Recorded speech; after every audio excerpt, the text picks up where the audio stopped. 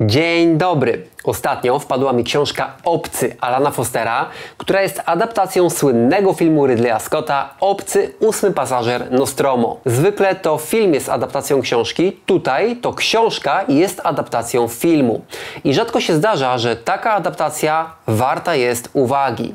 Tutaj jest. Alan Dean Foster ma na swoim koncie książki na podstawie serii Transformers, serii Gwiezdne Wojny, filmu Terminator Ocalenie, filmu Coś, serii Obcy i wiele innych. Jest naprawdę cenionym twórcą przekładającym filmy na powieści. To co? Chcecie wiedzieć, jak czyta się książkę na podstawie słynnego filmu Ridleya Scotta Obcy? Zapraszam.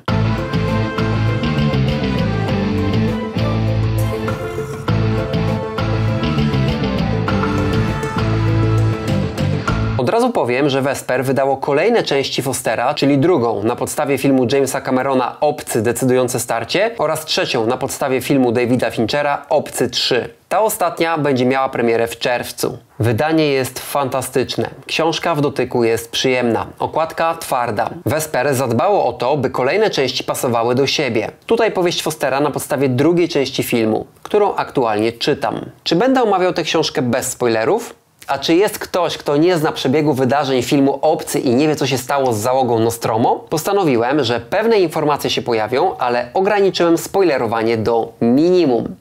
Zresztą nie martwcie się, pamiętajcie, że czytanie tej książki to zapoznawanie się z historią, którą już znamy. Od samego początku, czytając opis poszczególnych bohaterów zanurzonych w hibernacyjnym śnie, nie da się uniknąć porównań z bohaterami filmowymi. I tak, czytając opisy Ripley, każdemu przyjdzie na myśl wizerunek Sigourney Weaver. Dallas to pamiętny Tom Skerritt, a przechodząc do Asha, od razu widzimy okrutnego androida. I właściwie na samym początku książki zdajemy sobie sprawę, że znamy początek, środek i zakończenie historii. Ale czytamy dalej. Chce się czytać dalej.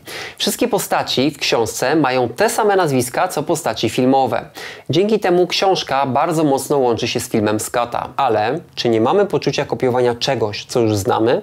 Nie. Książka korzysta z tego, co potrafi dać. Jest innym medium i stara się przekazać historię filmu na swój sposób. Wydaje się, że pisarz rozszerzył pewne sceny, określił je szerszym opisem i przez to wzbogacił. Początek Obcego to wybudzenie się załogi Nostromo z hibernacji. Ridley Scott nie przywiązuje do tego aktu większej uwagi. Nawet nie pokazuje budzenia się wszystkich. W książce zaś wybudzenie jest inne niż w filmie. Tutaj bohaterowie oblepieni są specjalnym śluzem i są nadzy. To spora różnica wobec okrytych i czystych bohaterów filmu. U Scotta mamy komory do hibernacji. U Forstera, cytuję, trumny, które zachowywały życie zamiast śmierci.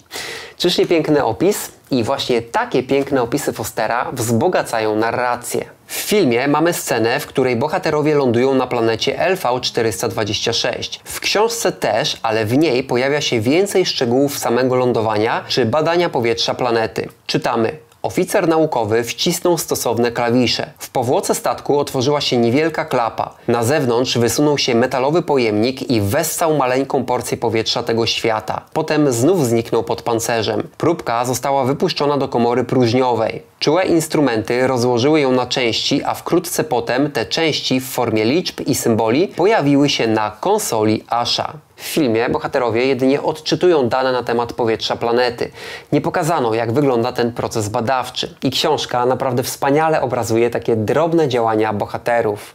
Sprawia, że czytelnik zanurza się w nieco innej opowieści niż tej, którą zna z filmu Scotta. Zanurza się w rozszerzonej opowieści, bym powiedział. Posłuchajcie jeszcze opisu myśli Lambert na temat planety LV-426. Atmosfera miała barwę nieudanego eksperymentu chemicznego, a podłoże wyglądało jak sprasowane ekskrementy ze statku. Litowała się nad czymkolwiek, co mogło tu żyć. Ten opis przywołuje naprawdę ciekawy obraz tego, co zostali bohaterowie na obcej planecie.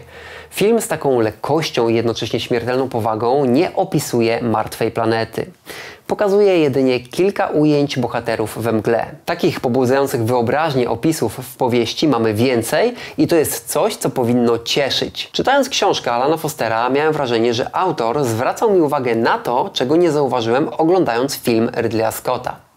I bardzo mi się to podobało. Doświadczenie to porównałbym do spotkania kogoś, kto lepiej widzi i chce się tym podzielić ze mną. Reżyser skupił się na pokazywaniu postaci, aby widz mógł je poznać. Poszczególne pomieszczenia statku widz oglądał za bohaterami, którzy byli na pierwszym planie. Nie zauważał więc wielu rzeczy, które zostały opisane przez autora książki. U Fostera dowiadujemy się, że jadalnia nie jest wygodna dla 7 osób znajdujących się w niej jednocześnie. Nostromo jest statkiem transportowym i nie był projektowany dla wygody, a do pracy. Kiedy załoganci omawiają sytuację związaną z odebranym sygnałem SOS, potrącają się o siebie i czują niewygodę. W filmie tego nie widzimy. Owszem, u Scotta Nostromo jest ciasny, co wzmaga klimat grozy, ale jednak nie ma tam obijania się o siebie bohaterów. Ale książka nie jest jedynie filmem wzbogaconym o pewne opisy miejsca akcji. Foster niektóre sceny projektuje na nowo. Dzięki temu wydobywa z nich więcej niż Scott. Potrafi zmienić ich klimat. W filmie członkowie Nostromo dowiadują się o odebranym przez pokładowy komputer sygnale SOS, który może być pochodzenia obcego niż ludzkie.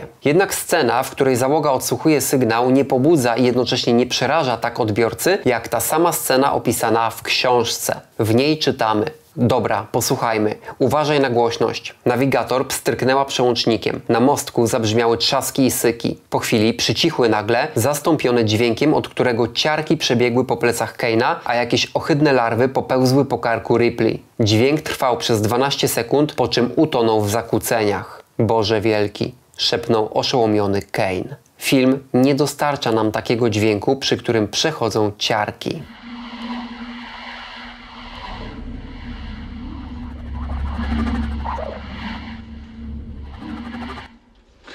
God, doesn't sound like any radio signal I've heard. Czytelnik, który dobrze zna film, od razu zauważy, że książka rozwija pewne sceny. Sama eskapada do obcego statku na planecie LV-426 wydaje się dłuższa w książce niż w filmie. Bohaterowie szli okryci ciemnością obcej planety. W filmie mamy taką scenę, ale jest właściwie wprowadzeniem do wejścia na obcy statek. W książce scena stanowi jakby odrębną historię. Podobnie powrót bohaterów z Kane'em, do którego przyczepił się twarzołap. Powieść daje więcej opisu wrażeń bohaterów, ale i ich konkretnego działania. Dowiadujemy się, jak przetransportowali Kane'a do Nostromo, co nie było takie łatwe. Dallas i Lambert musieli wymyślić, na czym nieść bezwładne ciało. W filmie Scott pokazał nam od razu Kane'a na pokładzie Nostromo. Pamiętajcie, że bohaterów w filmie poznajemy po ich decyzjach i działaniach. W książce dochodzą jeszcze do tego myśli. I wydaje się, że właśnie nimi Foster wzbogacił swoje postaci.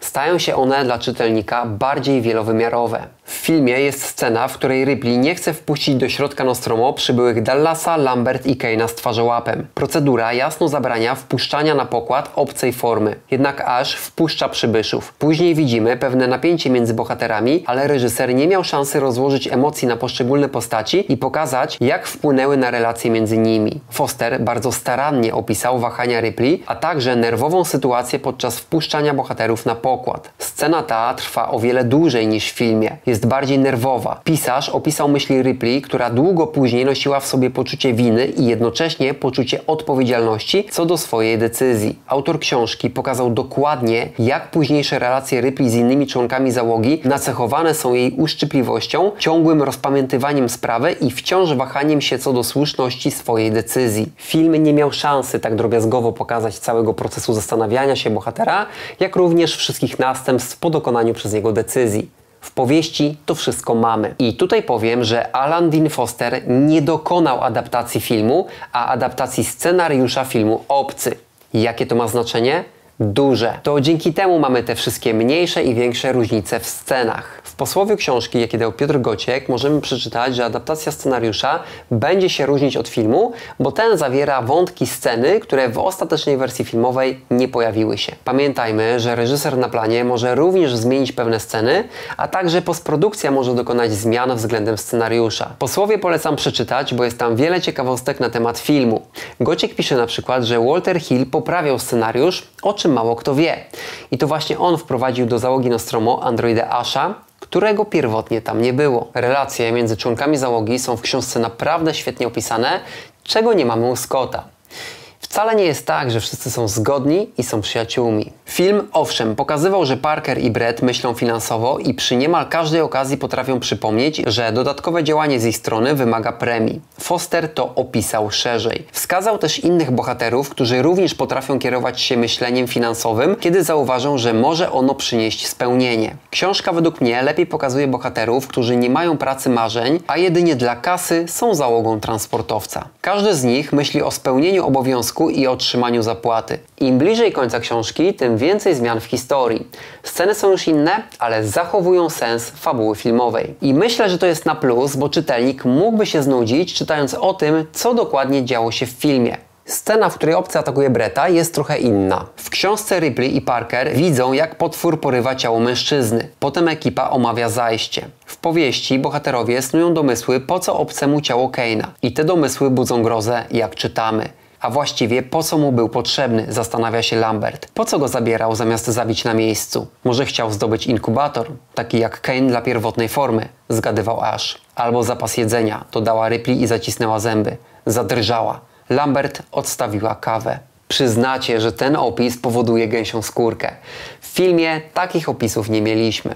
Obcy w filmie wyszedł z jaja i przeobraził się z jednej formy w drugą. Ridley Scott nie sugerował, że może mieć kolejną formę. W książce taka sugestia się pojawiła, a raczej niepewność co do tego, że obcy jest już w swoim ostatecznym kształcie. Skoro ciągle zmieniał formy, to nie ma pewności, że wielki stwór jest już końcową fazą. Takie myślenie ma sens i wzbudza emocje u czytelnika. Oczywiście szkoda, że wiemy z filmu, że ksenomorf to już ostateczna forma. Książka przedstawia scenę, która została pokazana w filmie dopiero w 2003 roku w wersji reżyserskiej. Scena jest mocna, bo pokazuje, jak obcy utrzymuje ludzi przy życiu dla własnych celów. Znowu w książce ta scena wydaje się bardziej przerażająca. Foster przedstawia myśli Ripley i nie będę wam ich zdradzał, ale wierzcie mi, że mrożą one krew w żyłach. Tutaj na plus wychodzi książka. Tylko nie pomyślcie, że powieść jest straszniejsza od filmu. Po prostu udaje jej się pokazać pewne sytuacje nieco inaczej. Bo film Ridleya Scotta do dzisiaj przeraża. Stanowi połączenie science fiction i horroru. Klimat, jaki zbudował reżyser w swoim filmie, powoduje strach widza. Ten klimat został zbudowany dzięki scenografii, kolorom, ujęciom czy montażowi i omawiam to dokładnie w odcinku na moim kanale. Link zostawiam w opisie. Koniecznie zajrzyjcie.